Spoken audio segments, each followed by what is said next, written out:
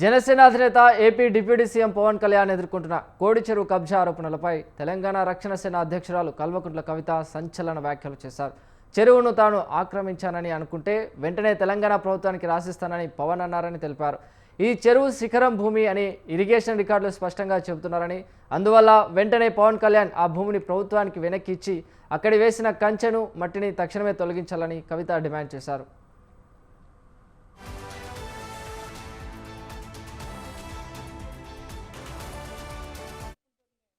పవన్ కళ్యాణ్ గారు ఒక 10 ఎకరాలు శిఖం భూమిని ఆయన అప్పుడు తెలంగాణ వచ్చిందన్నటువంటి దుఃఖంలో ఉన్నాడు. పాపం 2014లో 11 రోజులు అన్నం తినలేదు, బాగా బాధపడుకుంటా ఏడ్చుకుంటా తెలంగాణలో ఒక 10 ఎకరాల శిఖం భూమిని ఆయన కొనుక్కున్నాడు. కొనుక్కున్న తర్వాత ఏమైంది, ఆ కొనుక్కునే కన్నా ముందే చాలా చెరువులకు జనరల్గా ఫైనల్ చేసి మ్యాక్సిమం ఫ్లడ్ లెవెల్ అది డిసైడ్ చేయరు. కానీ ఈ పర్టికులర్ చెరువు పవన్ కళ్యాణ్ గారు ల్యాండ్ కొనుక్కున్నది కోడికుంట అనే చెరువు, సర్వే నంబర్ 706. దీంట్లో మొత్తం ఫైనల్ నోటిఫికేషన్ వచ్చింది.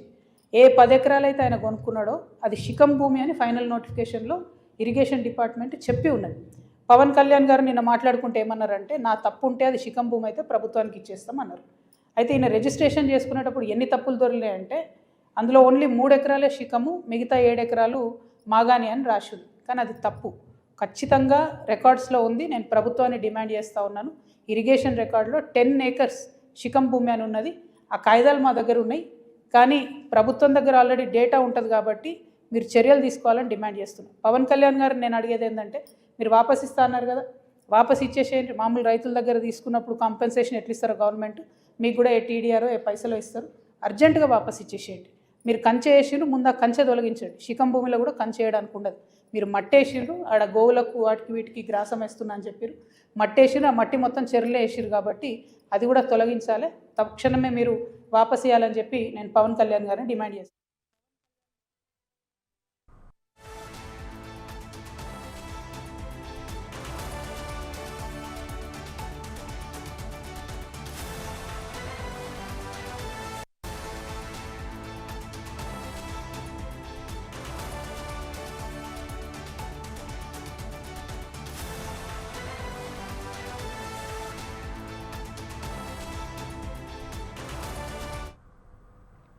హైడ్రాపై కవితపై సంచలన ఆరోపణలు చేశారు. హైడ్రా తమపైన దాడి చేసే ప్రయత్నం చేశారని కవిత అన్నారు. హైడ్రా అన్ని భూములను కాపాడమని చెప్పుకుంటుందని కవిత అన్నారు.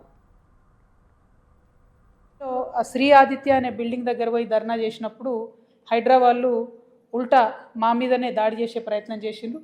ఆ తర్వాత మేము సాక్ష్యాధారాలతో సహా తిప్పికొట్టినాం. అప్పటి నుండి ఇప్పటి వరకు శ్రీ ఆదిత్యని అయితే వాళ్ళు టచ్ చేయలేదు.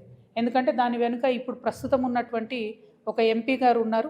ఆ ఎంపీ గారికి ఇక్కడే కాదు ఇంకా అనేక చోట్ల కూడా ప్రభుత్వం సహకారం అందించింది కాబట్టి ఆ శ్రీ ఆదిత్య అనేటటువంటి దానివైపు వెళ్ళలేదు. కానీ నేను మళ్ళీ ప్రభుత్వానికి ఛాలెంజ్ చేసి చెప్తున్నాను, మీరు తక్షణమే హైడ్రా వెళ్ళి అక్కడ శ్రీ ఆదిత్య పనులు ఆపాలి. అది మూసీ మీద మరకలాగా ఉంది, హైదరాబాద్ మీద మరకలాగా ఉంది, మొత్తం రివర్ బెడ్లోనే ఆ ప్రాజెక్ట్ కడుతున్నారు కాబట్టి ఖచ్చితంగా దాన్ని ఆపాలి. దాంతోపాటు ఇవాళ నేను ఎందుకంటే అది ఆపమన్న క్రమంలో రకరకాలుగా హైడ్రా మాట్లాడింది. మేము ఈ గత 4-5 రోజులుగా ఏం జరుగుతుందంటే, హైడ్రా ఇంత భూమి కాపాడింది అంత భూమి కాపాడిందని రోజు హెడ్లైన్స్లో వస్తుంది. కాబట్టి ఎట్లా సెలెక్టివ్గా పెద్దవాళ్ళని వదిలేసి పేదవాళ్ళ మీద పడుతుంది సర్కార్ అని ప్రూవ్ చేయడానికే నేను ఇది 2021 ఇమేజ్ అండి. ఇది 2021 ఇమేజ్. ఇది ప్రేమావతిపేట పెద్ద చెరువు అంటారు దీన్ని, ప్రేమావతిపేట పెద్ద చెరువు. 2021లో మంచిగా ఉంది, చెరువు నిండుగా ఉంది, చుట్టూ పచ్చదనం ఉంది, అక్కడ ఇబ్బంది ఏం లేదు.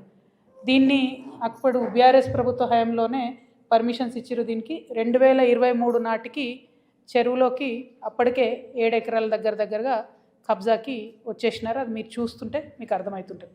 ఇది మేము డిజిటల్ రూపంలో కూడా మీకు ఇస్తాము, తర్వాత కూడా చూపించడానికి ఈజీగా ఉంటుంది. ఇక ఇప్పుడు ప్రస్తుతం ఉన్న పరిస్థితి లేటెస్ట్ మా దగ్గర ఉన్నవి ఇది 2024 ఇమేజ్. దాని తర్వాత 25లో కూడా పెద్దగా మార్పేం లేదు.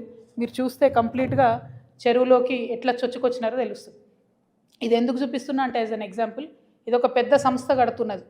ఆ సంస్థను ముట్టుకునే దమ్ముందా ఈ గవర్నమెంట్కి? 7 ఎకరాలంటే అక్కడ ఎకరానికి 100 కోట్లు పోతుంది, భూమిలోనే 700 ఎకరాలు పోతుంది. ఇప్పుడు దీని మీద 30 ఫ్లోర్లు 40 ఫ్లోర్లు పర్మిషన్ ఇచ్చినటువంటి పరిస్థితి కనబడతా ఉంది.